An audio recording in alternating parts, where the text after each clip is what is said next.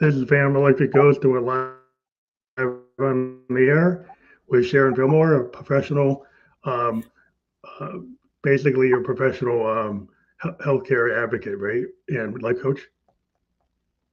Yes. Some people So call me. I want to welcome you to the family. Oh, yeah, good. That's all right. It's really nice to be here. Thank you.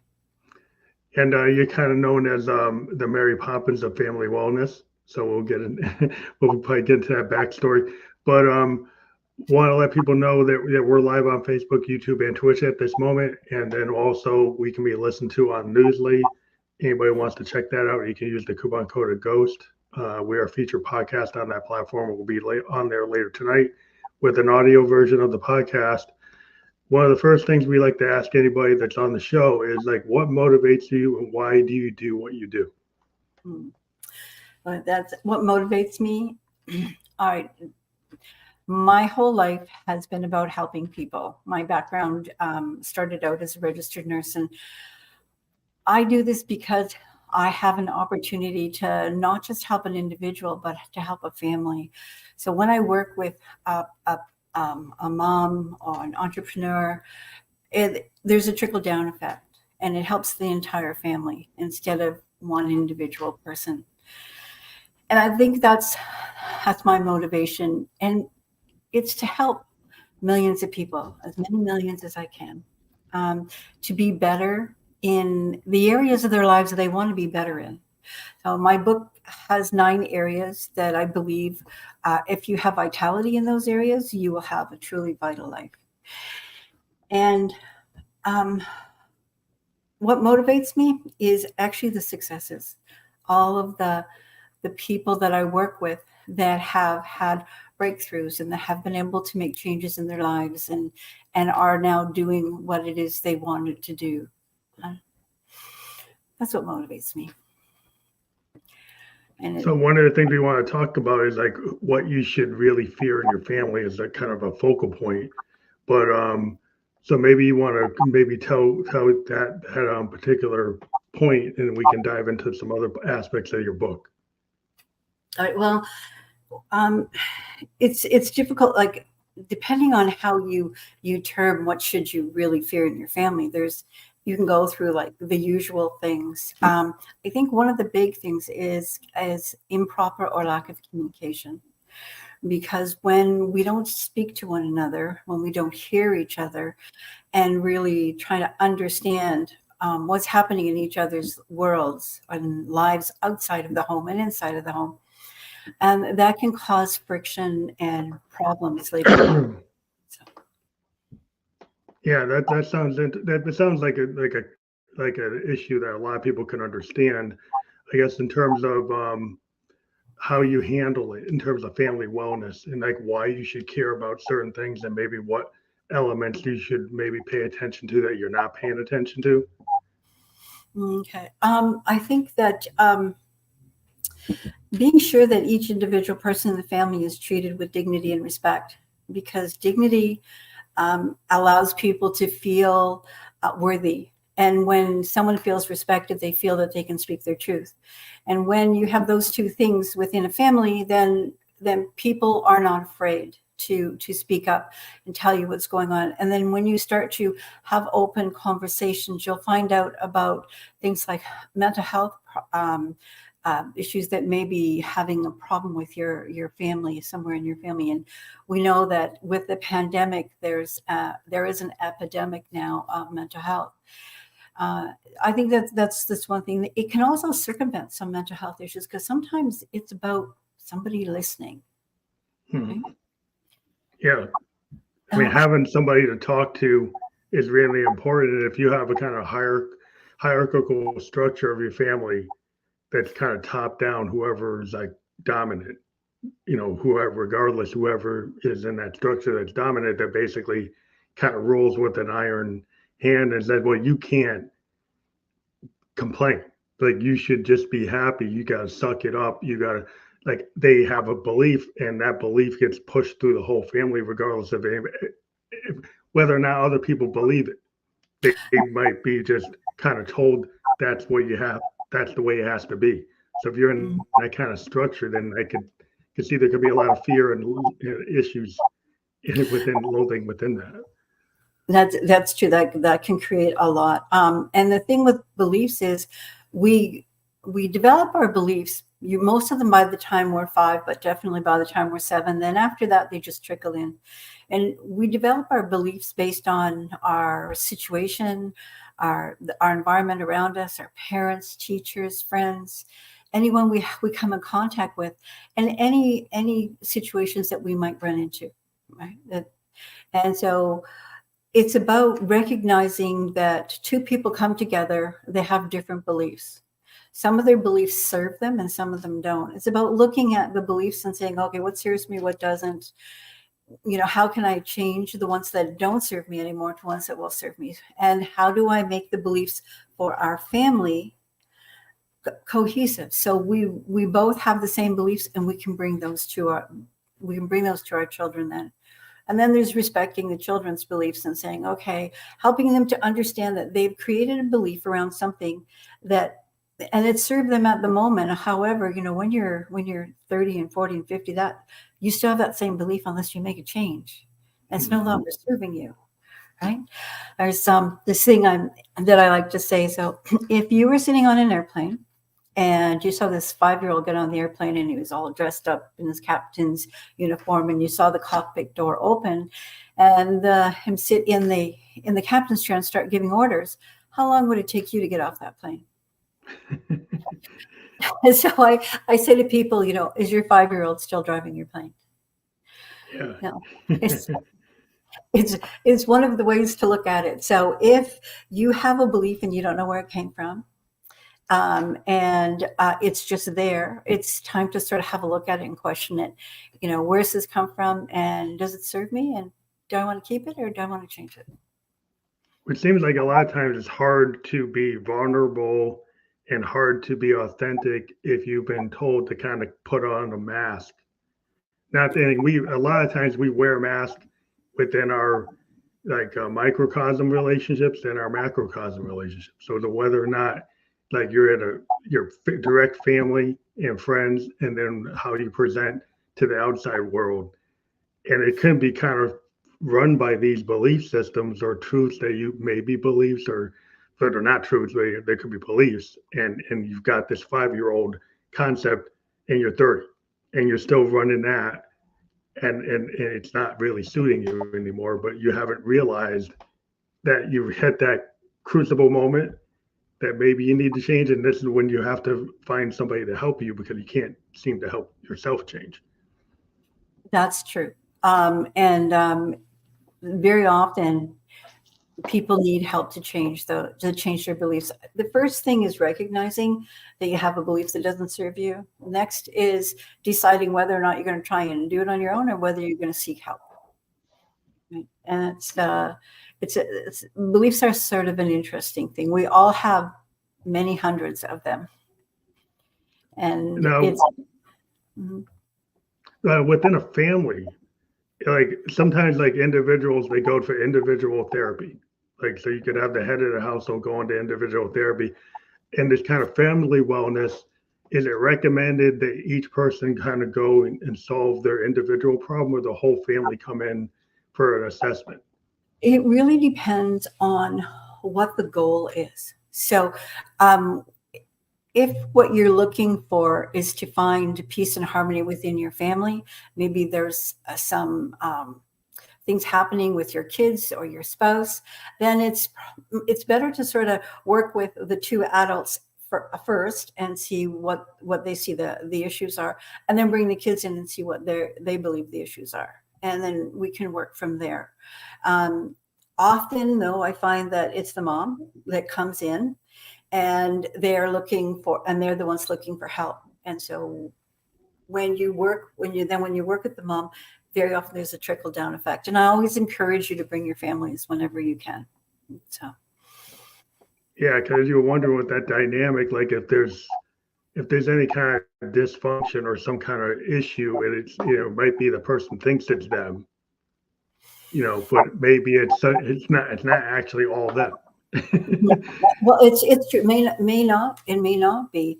I find sometimes that people will come in and they'll think that it's all their problem or all someone else's problem, and they'll say, I'm trying to get my spouse to come in here and talk to you, but they won't do it. And when you talk to them, you find out, well, the reality is, if you work on yourself and your spouse sees the improvement, they're going to want that improvement too. They're going to want to be part of that. So then very often they will then come and talk to you, and we'll work out whatever it is they're looking for, because often you're both looking for the same thing. You both want the same thing. You just haven't been able to articulate it and put it into practice where both of you are congruent and good with it. And it's like there's many ways to get to the same destination. And sometimes couples are trying to go there and they're taking, different roads. It's about getting them on the same path. Now, what the abuse dynamic within a family structure is, there are a lot of credence to that the previous, their family, their like the heritage that they come from. Like if they were in a kind of a codependent relationship with their mom and dad before they got into their family structure, are they carrying over that? Very And often. how much of that work has to get done? Because if that family is still like the grandparents have that bad structure, and then you bring that family to family events and it has that dysfunction and they've never solved that, does that kind of re-injure anybody by going to that back into it? You know what? That's a really good point. You bring your baggage with you. You may not see it, but it's dragging there behind you. And if you come from a family where there's been trauma, where there's been abuse, then it's important to release that and bring in some activities, some behaviors, and some thoughts that are going to serve you now. And so it's one of those things that if two people come into a relationship, and what happens is you bring with you whatever you came with, whatever happened in your environment before, your family, your friends, and outside traumas as well. Like if somebody was involved in or even we need to look at individuals. So if I say an example is I saw a shooting on the street, it might cause PST for me, but if you saw it, it may not. And an example is if someone even heard about something happening, it might actually cause them to have some trauma as well. So we need to look at the individuals and what level where they are in that trauma. Mm-hmm. Is it affecting them? Is it affecting their family? And the most important thing is, are they bringing it into their family? And yeah, look, is that hard for people to recognize that they've been in a trauma? Have they been pushing it down and they don't even recognize why they're in the state they're in? I'll tell you a story. I used to teach in healthcare. And one of the things I taught was to recognize abuse and to recognize how it unfolds within a family and also within institutions, so that the students I was teaching would recognize it if they saw it. And every Monday, I always ask the students, did everyone have a great weekend? Does anybody have anything, that they want to talk about? And one student stood up and she said, I left my husband on the weekend. And I said, you did?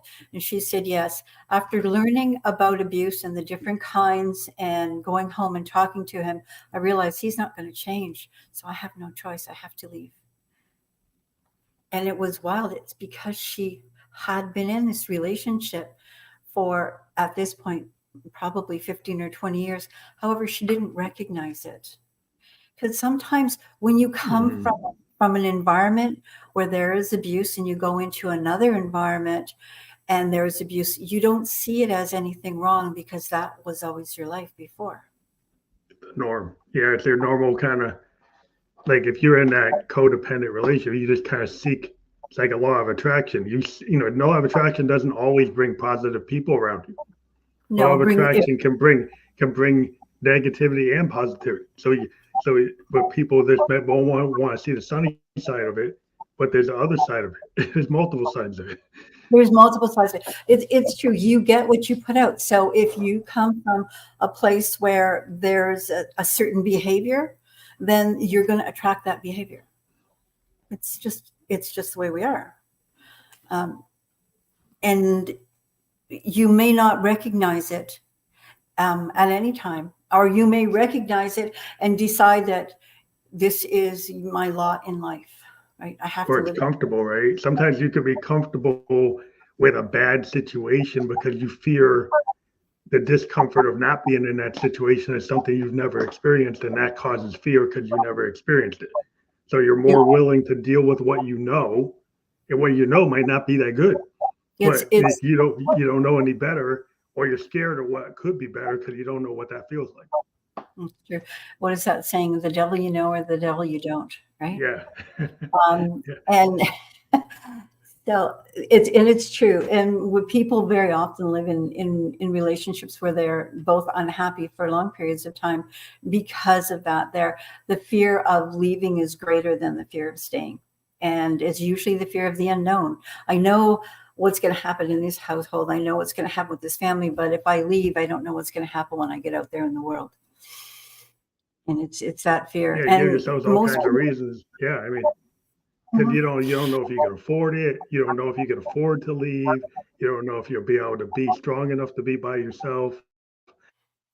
You don't want to be by yourself. There's all these things that yeah, you kind of start piling up to like it's harder. it is hard. It's once you get out there and the first few years are difficult, and you get some help and you develop a support group or support network, then I find that people that come out of abusive situations are usually much happier.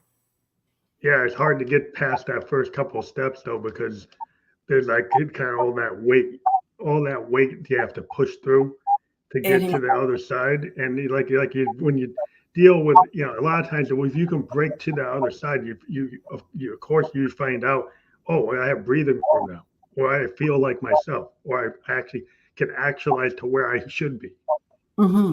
exactly. But it's like trying to get to that point. That's why I feel like you have to talk to somebody like yourself, and maybe we can kind of dive into like the title of your book, The Vital Link. Like, what is that? How do you define that? Okay, the vital link, it's about different areas in your life. If you have vitality, it will you'll feel more vital, you'll feel more self-assured, you'll feel more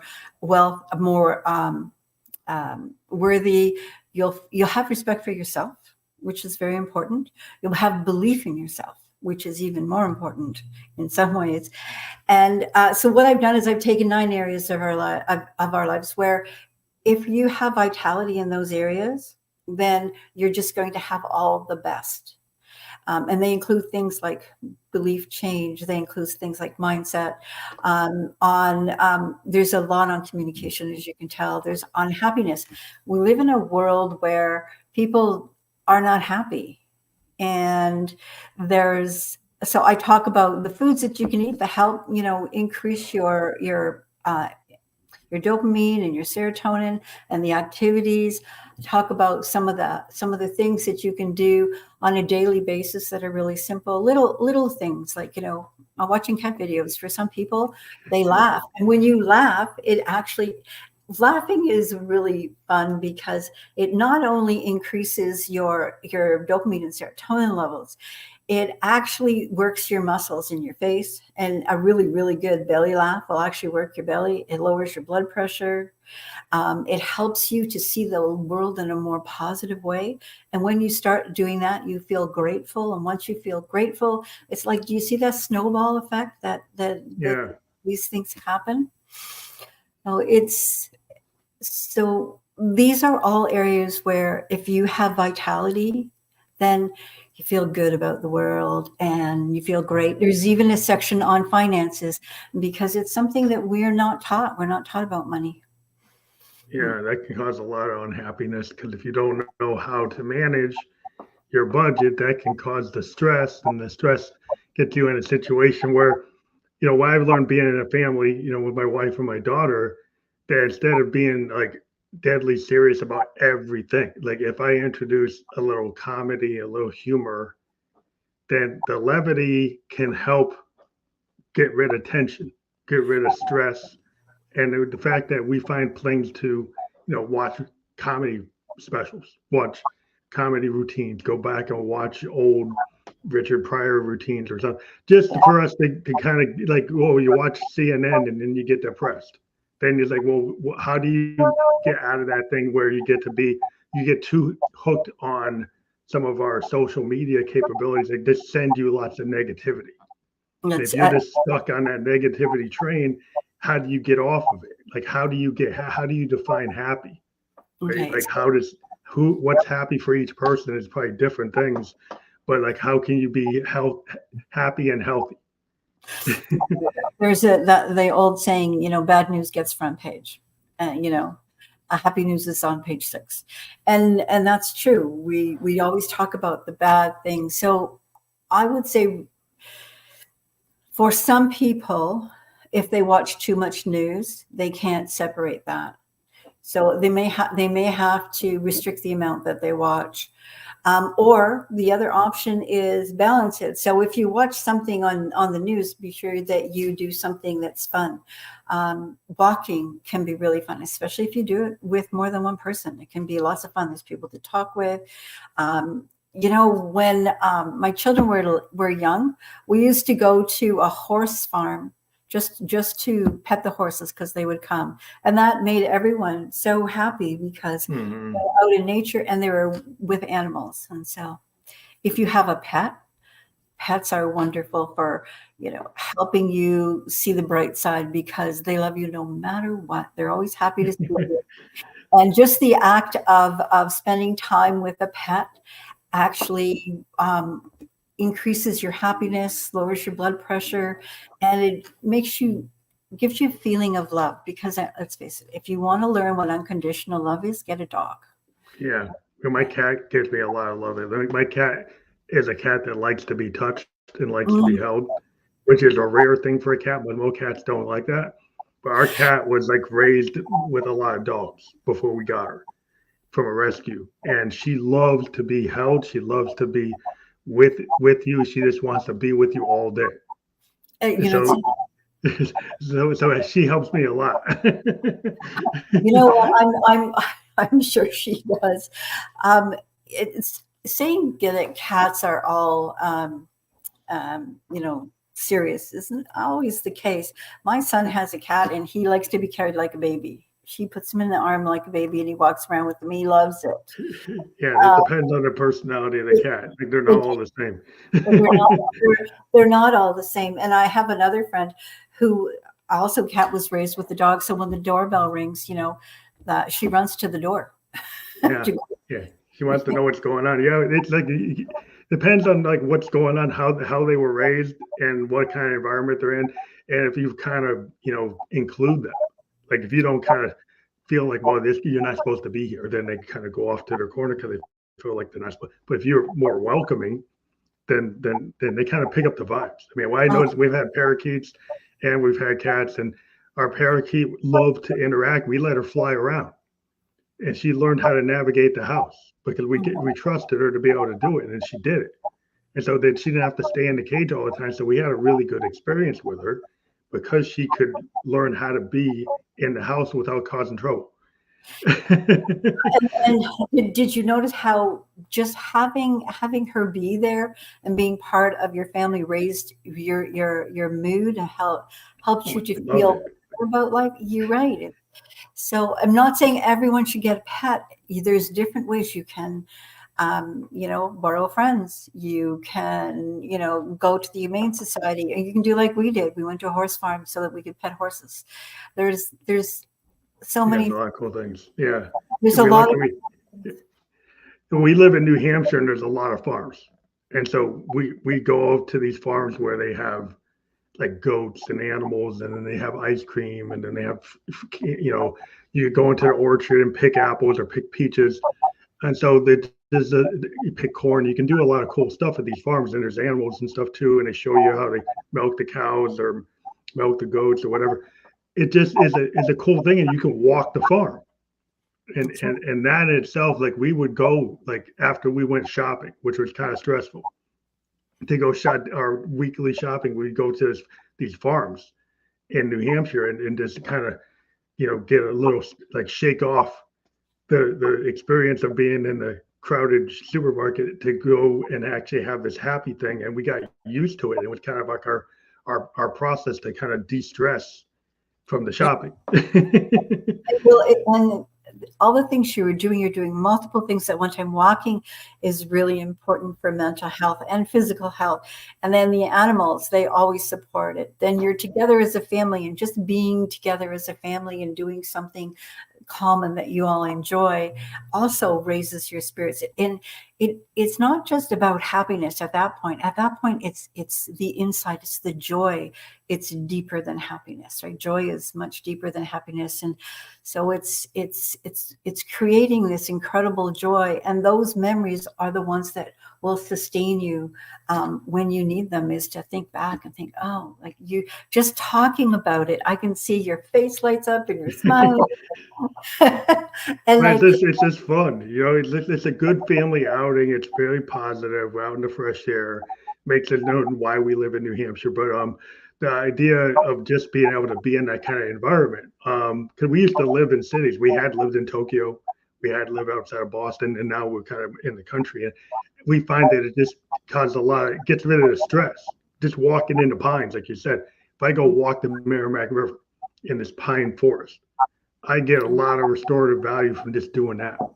Mm-hmm. Just walking in there and listening to the river, the Merrimack River, while I'm walking through this woods, and I can actually see it and hear it. And that in itself, just the noise from the river, it's like listening to like a tape. People will go listen to like nature sounds, but if I go out there, I can actually hear the nature because I'm in it. And listening to nature sounds is really helpful, is helpful. However, when you get to go out and be in nature and listen to the sounds while you're there, it's much more soothing, powerful. and more powerful, and you can feel everything has an energy, and everything emits an energy, whether it's a leaf, a tree, a person, bird, whatever. So when you're out there, you feel all that energy as well. And that energy is always very positive, right? Unless, of course, you're in a blizzard, but. Yeah, it's a different type of energy. That's a different type of energy. But it's just fun. I mean, the restorative power of nature is something that people might not, doesn't cost a lot of money unless you don't live near it. That you have to get to it. Like if you can't get to it, then you have to find other ways. I'm sure that there isn't a city in North America that doesn't have a park close by. Yeah, that's an option. Going to a park would be great. A zoo, an animal zoo is always great. A petting zoo, they're always and you don't have to have children to go to a petting zoo. You can go on your own. No.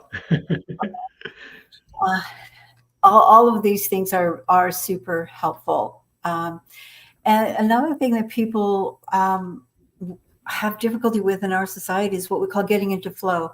It's when you're doing something and you're kind of in the moment and you're just there. That's a really flow state type of stuff. Yes, exactly. That is really important for creating happiness and joy. And in our society, because of our phones and our computers and all the things that are happening, we have a hard time getting into flow. And so if you have a hobby or something that you love to do, turn all your devices off and just be with the thing you love. And you will find that when you're done, you have this incredible feeling of satisfaction and feelings of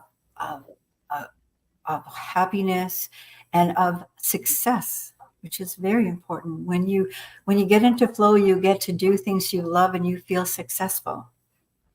Yeah, I mean, I'm a musician, so I'm in the middle of my studio with all my keyboards Uh-huh. and all my synthesizers and all my stuff. So I have a bedroom studio. I'm a bedroom producer. And I talk to a lot of other artists. My daughter's a graphic artist, and my wife is a playwright. So we're all like in the arts. And so the idea of this flow state, we kind of like, I've been around tons of artists and they all have friends that are artists. And the idea of, I don't think that just an artist can be in that flow state. A lot of people can access it, but maybe they don't feel they have a right to access it because the arts have been kind of pushed to this thing. Well, you have to be this level to be an artist, and you don't. I think all human beings are creative, and so you can get into a flow state and you don't have to be a professional pianist or a guitarist or a photographer. You can just do it for a hobby and use the art therapy to be cathartic. You just get into that flow and you let it go. Exactly. I mean, that's why art is one of the therapies. Dance is a therapy, music is a therapy. And because they help you get into flow and they give you a sense that you don't get anywhere else. And yeah, so it's interesting. I have a daughter-in-law who's in the music industry, and she's very much like that. It's when she's in her studio and she's in flow, it's like, well, I'll just sit out the side and listen. Well, you don't even know. Like if I get into a flow state on my piano, I could go like 3 hours and not even realize I went 3 hours. Mm-hmm. But just working on something that just popped in my head because we kind of believe in the muse. So like a lot of artists, we feel like we can channel. And so like whether you're a poet or an author, photographer, or painter, like I feel like I hit those keys and something came from somewhere. It's like internal and it's external. And it's like subconscious, it's like conscious, there's a lot of stuff. It's almost like a waking dream and you get caught up in it. And it's hard to, I try to describe what it is, but that's kind of like when you're in it, you're kind of in this kind of trance, you're just doing it. Yeah, And somebody wants you to explain what you just did. It's like, well, I don't know if I can because I was in it. and that's exactly what flow is. You're in it and you're not really aware of anything else that's going on around you because you're so focused on it. You're in the moment, and there's you see channeling, and that's a very, very cool statement because you probably do channel without realizing it. And the thing with flow is that you can get to that state no matter what you're doing, right? You can, well, and so that's absolutely amazing. Now, do you find that when you're working with other people that you can get into flow as well? Yeah, well, I play with a lot of experimental kind of jazz type of artists, and Mhm. we're at the point where like we don't say the chords, we don't say what key we're in, we just do it. And so there's a lot of like nonverbal communication, right? It's if my drummers play something, I just know what goes with it. Bass player knows what goes with it. Singer knows what goes with it. If we can make suggestions, but a lot of times we'll just go and we kind of know each other. We've got this kind of connection that's like why we're a band because we got together where we have a vibe. And if you bring somebody that's from the outside, they start asking like what chord is that? And we're like, you don't feel it. Now, some of that I think is because of your experience, and some of that is also because you're used to playing with the same people. It doesn't change the fact that you're in flow, and you're in flow in a group, which is even more powerful than being in flow on your own. And it's a very cool kind of when you think about it, that you can be in flow in a group like that. That's really quite amazing. Yeah, that's why I like to be a musician. I don't even care if I earn any cash from these exercises. A lot of times we do it just because we love it. And that's where sometimes people in this kind of monetary based world is like, they don't see why you should do something unless you get 1 million views, unless you make X money. They like sometimes in the arts, you do it because you like to do that art. And maybe it makes money or maybe somebody likes it, but a lot of times we do it just because it's a law of attraction. Eventually there are people that get in tune with what we're doing Mhm. and sometimes they don't. It doesn't mean we're not going to do it just because they didn't get in tune. It's like we were in tune with each other, so we did it. Exactly. And like you said, the law of attraction, you attract the people around you that have the same likes, that, that have the same abilities. And then you send it out to the world, and you will attract back the people that, that need to be attracted to you, whether you're making money or not. You're sending something out, and you're healing some soul, because of being jazz, especially so healing. And you're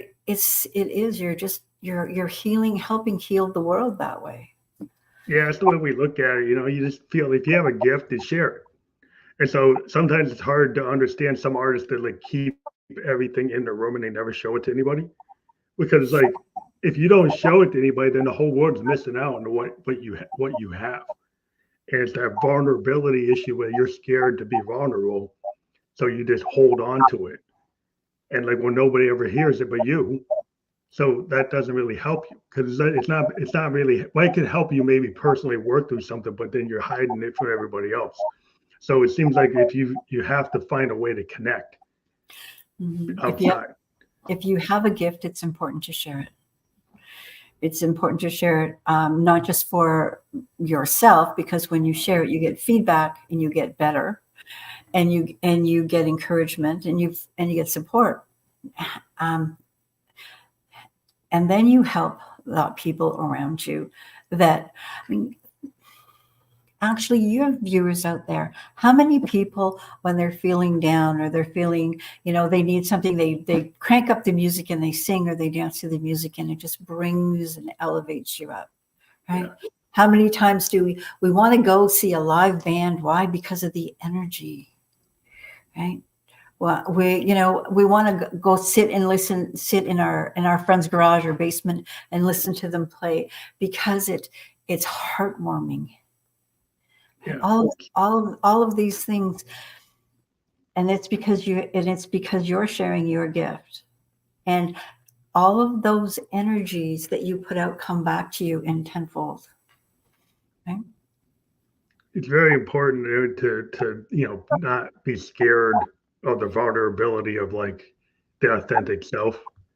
And we have so many people that just want to clone what already has been done, or Mm-hmm. just like and they're scared to be the authentic. To me, it's like, as a producer, I don't want to hear somebody play something that somebody else already wrote. I want to hear their authentic self. I always tell them, like, show me the song you're scared to show anybody, because that's really going to show me who you are, right? Instead of showing me that you can clone this other piece that everybody knows. Well, that person who wrote it probably did it better than you could ever do it. Maybe you might do it better, but I'd rather hear your original piece to kind of get a picture of who you are. Then I know how to help you. And with music, for it to be good, it's about who you are. It's about your authentic self. It's about putting yourself out there and just saying to the world, I'm going to be vulnerable, I'm going to be authentic, and I hope you like it. That's a hard thing, because you try to carry that over, to the world, right? And then this is where, if you're talking to your teenager, right, and they're scared to talk to you because they're scared about what you're gonna say, right? If you've made them feel that they can't be vulnerable with their father or their mother, or anybody that's close to them, then you're never going to really know how to address the void, because you haven't made that space open. Like, I've tried with my daughter to make it like, you can say whatever you want to say, even if it's something about me that you don't like, right? And don't be scared to tell me, like, my daughter's not scared to tell me what she doesn't like. My kids are.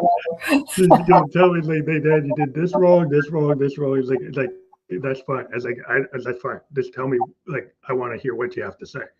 Where my pop, he didn't really want to hear that. and that's a really important thing, is you recognize what you didn't want to bring in to this new family, and so you changed the way you behaved. So that's really important. And when you're talking to teenagers, it's difficult. They're not sure what to tell you, what's safe to tell you and what's not safe. I have this thing I say, it's being matter of fact, so that whenever they tell you something, even if your insides are going, oh my God, I can't believe you did that, your outside is like, oh, and why did you make that decision? Really, it's tell me why it worked. Did it work for you? How do you feel about it now? And when you can say those things with a straight face, then they will tell you anything. Yeah.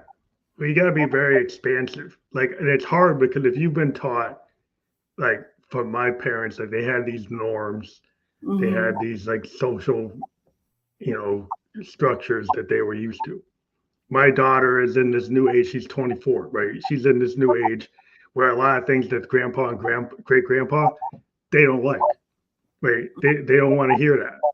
But this is my kids in the generation where my that other generation, they don't want to hear any of it most of the time. And so I'm like, it's like I had to let that go and say, oh, that's what you guys were dealing with. Like, this is a different world.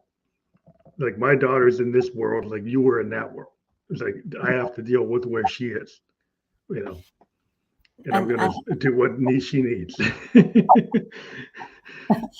And I think that you're right. If they have a different belief, they also want older people, their grandparents, to change immediately, and that's not going to happen. Yeah, I realize that. So it's about helping your kids accept them and helping them accept your kids, and it's not easy. I know somebody who was so down on computers and cell phones, and then but his wife always looked after that, and they were in their 70s, and unfortunately she passed away, and he had to take over everything. And for the first year it was tough. We all helped out and taught him all kinds of things, but now he's wondering why he hated it so much. Yeah, it's a whole different world. There's like, there's the social mores and everything that people are into, and just the tech. There's like a lot of tech. There's like they like some of the older generation didn't trust the tech. So I don't trust this email. I don't trust the net. I don't trust these things like Bitcoin. I don't trust this stuff. They just like, this too new, too much. Yeah. So it's like, how do you kind of gradually ease them in, to this other world? You can't be like overnight, like everything you knew was wrong. This is the new way. Like, you have to kind of baby steps. It's true. It's baby steps, and it's helping them to understand that we're in constant change. Whether you believe it or not, you're in constant change. Whether even if you think fashion changes, your car changes. When Henry Ford came out with the first, horseless carriage, people said it would never catch on. Right? Yeah, that's terrible. They didn't like it. Yeah, and what about computers? They said, "Oh, well, people won't have computers in their home. There's no way." I don't know anybody that has only one computer in their home. It's like everything else. Change happens. You're not going to prevent it. It's just finding a place where you can be comfortable and keep moving forward. Right? I think change is scary to some people because it's always like you're gonna get replaced.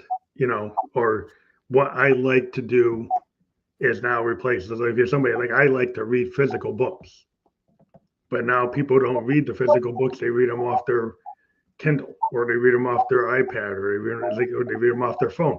And so there's like the kind of art of reading a physical book is like some people don't like it.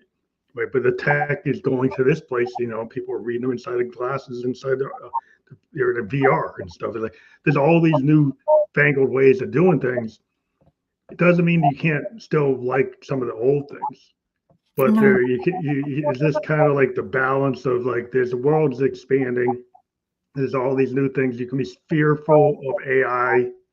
You can be fearful of robotics. You can be fearful. I mean, it's like the assembly line. That was scary. Oh my goodness. Compared to people who were just hand building things. And they said, well, that's going to take away all these jobs that were created, new jobs. Exactly. Well, AI. It's the Mhm. same thing. Exactly. And well, even think of, you remember the environmental movement? I mean, it was like, I remember I was a teenager and I was involved in the environmental movement in our community. And we had our major employer, one of the VP sat in on one of our meetings and said, if you guys continue with this, all your parents are going to lose their jobs. And it was such fear tactic. But the reality is they created so many more jobs than Yeah, they were there's new eliminating. ways to do it. And they have to recycle, reuse things. I mean, this throwing chemicals into the river, that might be cost productive for you. It's not when the cancer starts showing up, that's not so cost productive. No, it's not so productive. Exactly. And so everything new coming out, there's always resistance at first.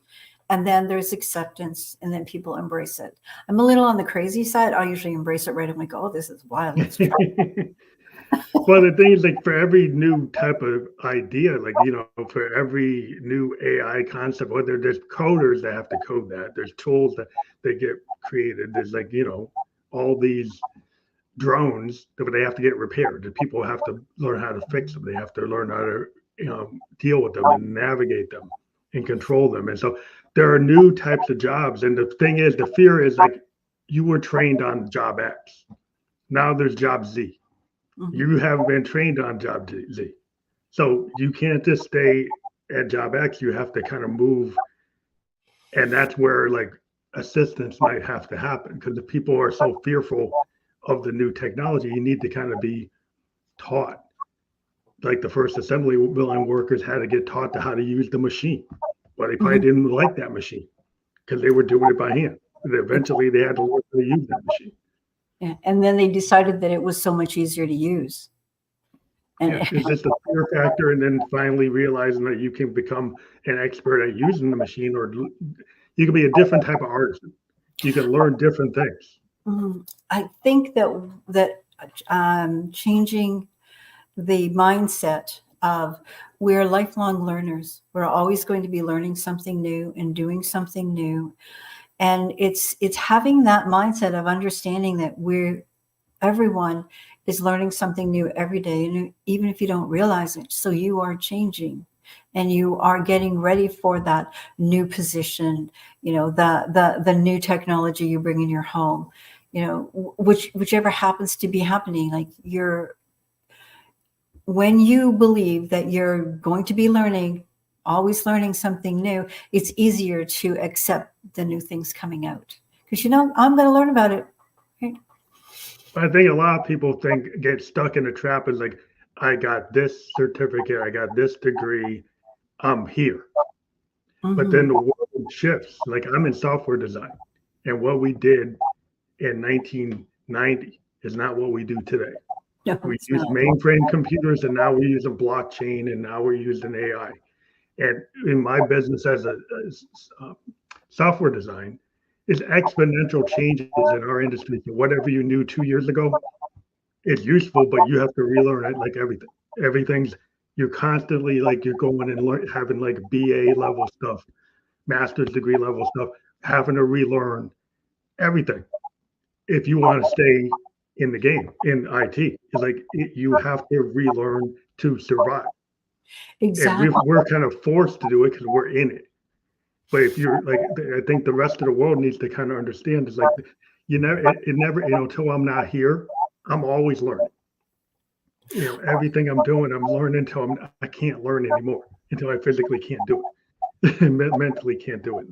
Other than that, I'm going to keep on learning until I can't get any more in my head.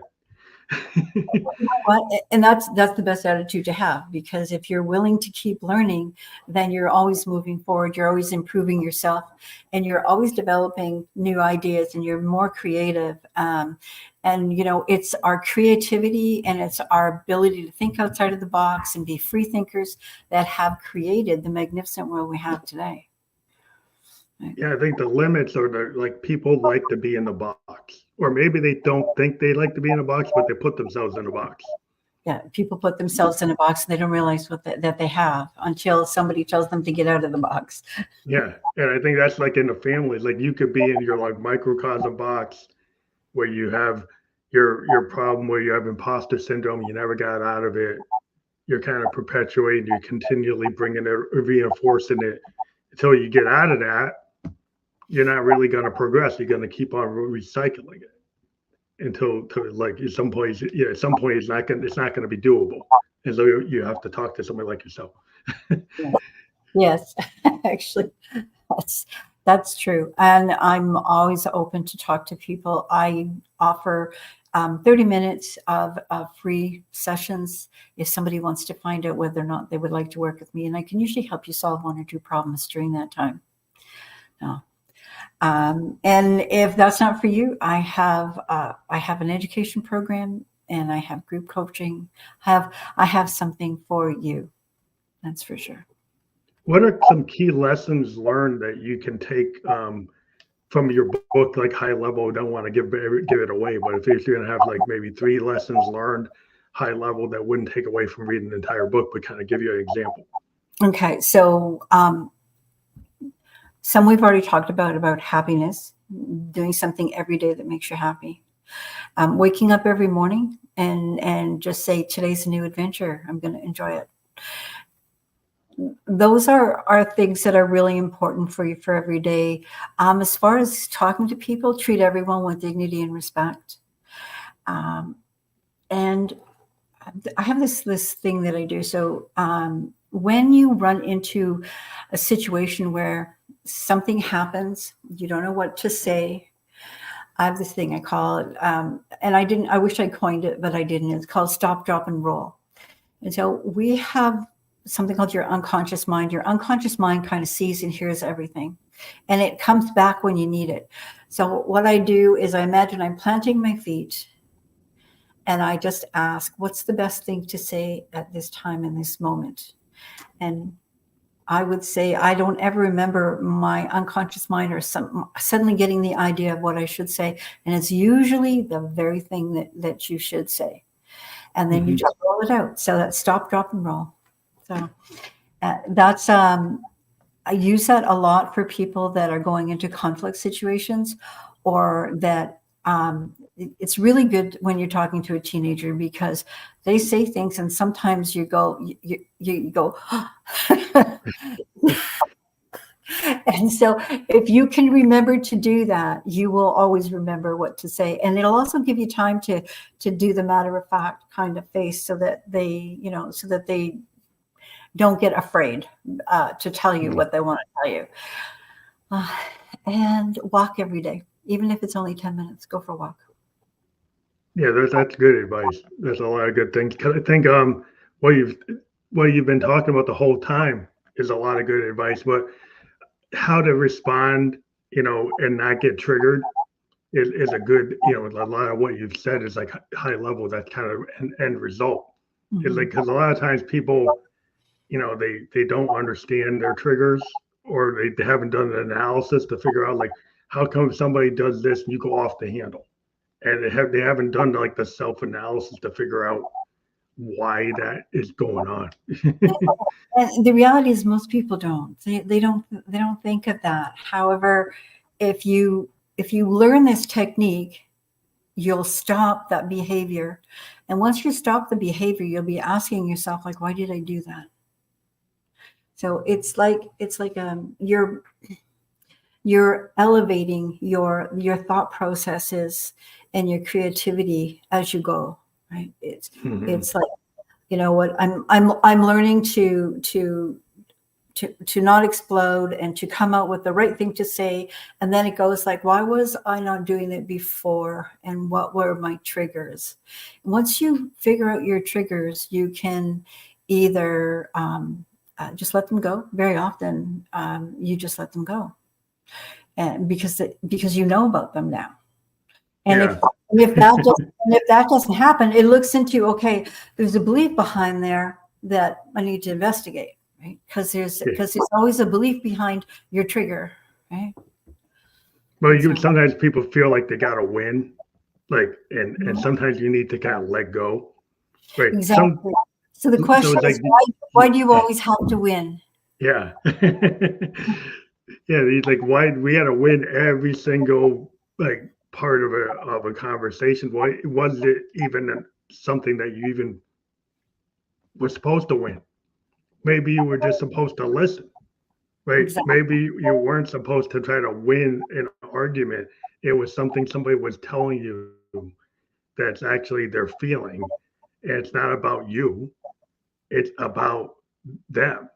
But you turned it into about you. Yeah, and then it's also looking at that and going, okay, why do I make it about me all the time? What is my insecurity that's creating that, right? Because it's very often it's an insecurity that creates that. You know, it's there's when knowledge is power. I'll just sort of give you an example of my own. I went to a personal development program when my youngest one was 2, and it was the first one I'd been to. And I had done all kinds of research on parenting because I came from a dysfunctional family, and I knew that unless I changed the way I did things, I would bring it. So I went to this personal development, and I remember sitting there at the end of 3 days, and I was like, oh my God, I had no idea I thought this way. I had no idea, and it was the start of my journey. And when I look back now, I'm so grateful for that opportunity. Even though I kept shaking my head all through. I thought, oh my God, I'm like that. I do that. Oh my God. It was the best thing because it educated me to know that, you know what, I was good, I was okay, and I could change things if I wanted to, and I chose to. Yeah, it's hard to do that. It's self-analysis. It's kind of like poets used to talk about, like the looking glass self. And can you really handle the looking glass self and the kind of analysis and vulnerabilities that come from that, right? When knowing that you're not always going to be right, knowing you're going to find your like things that you've erred because you're human, you're going to make errors, you're going to make mistakes. It's not the end of the world to admit your mistakes and figure like, well, that was yesterday. Today I can try to do better. Exactly. Right? And Exactly. that's a hard concept to get through because some people are still holding on to what happened yesterday instead of like, okay, I can learn from that, but am I gonna be owned by that, or am I gonna learn from that? And that's a really great point, because when you live in yesterday's owning you. When you live today in the present, then you own yourself. That's a good way to think about it. Mm-hmm. I do love the conversation we've had. It's been really illuminating, but I haven't maybe mentioned your link there. It's a Calendly. It says the Vital Link Mentor. So if you click on that, is that how people make an appointment with you? Mm-hmm. That would be great. Actually, you can click it and make an appointment, and we'll talk, and we'll find out what I can do for you. Let's see. And I'm sure that I'll be able to help you in some way. And if I can't, I will always find someone who can. So I want to let people know that it's fully clickable. You don't have to remember that. When we are published on all the platforms, you'll be able to click through and get right to that link. So you don't have to worry about trying to remember it. But for those of you looking at it right now, just wait till to our episode once we're done with our Facebook Live. That will be clickable on Facebook, YouTube, and Twitch, and all the other platforms that we're going to be on. Mm. But thank you again for being a guest on the Fam Electric Ghost podcast. It's always great to talk to people from around the world. I enjoyed this conversation. And like I said, we'll be fully published. We were live on the channels I mentioned. And I hope you have a good night. Thank you. This has been great. And I really appreciate the opportunity. And to everyone out there, I hope you have enjoyed this. Thank you.